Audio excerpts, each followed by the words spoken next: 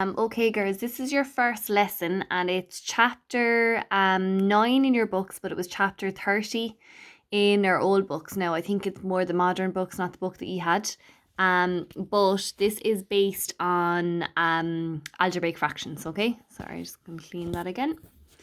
Okay, so I suppose the main thing is with this topic is you need to remember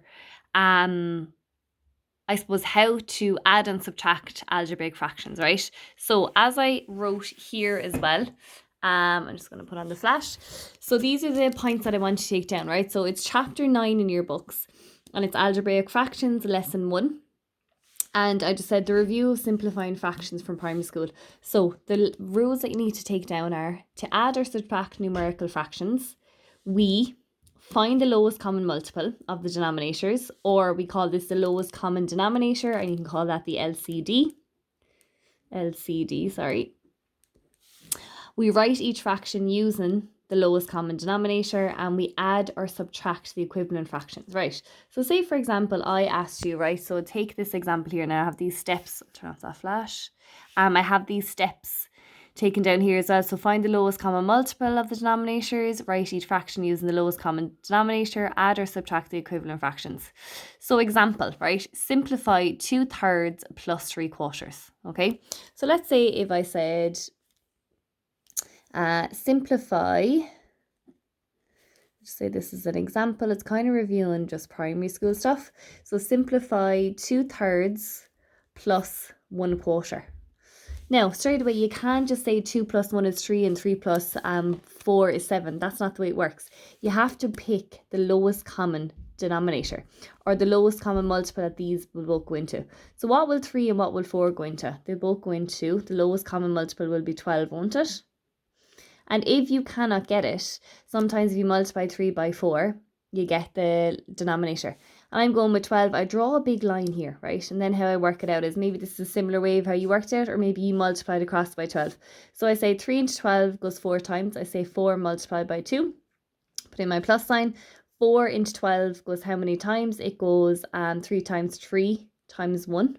And then that will simplify then, still all over 12 because it's a fraction. 4 times 2 is 8. Plus 3, which will come out then to be 11 over 12. And that is simplifying, I suppose, adding fractions from primary school. Let's look at subtracting then, right? So say simplify, and I'll say maybe 5 over 6 minus 2 over 4. Okay, so again, I can't subtract them because at the moment that is, they're both fractions. They need to have the same denominator before you take them away, right, from each other.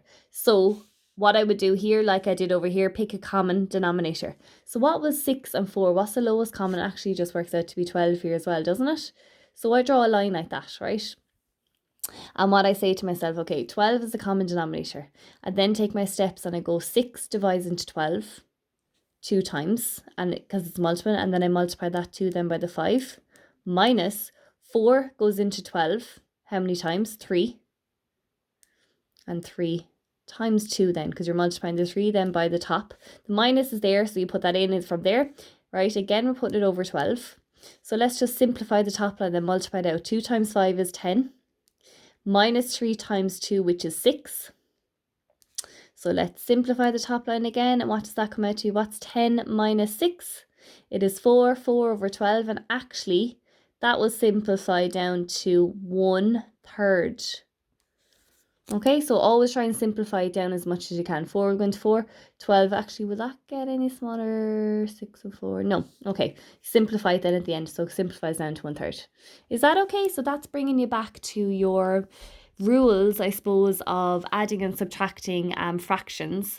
Now, for this one, you're still following the rules, but we're going to bring in a bit of algebra, okay?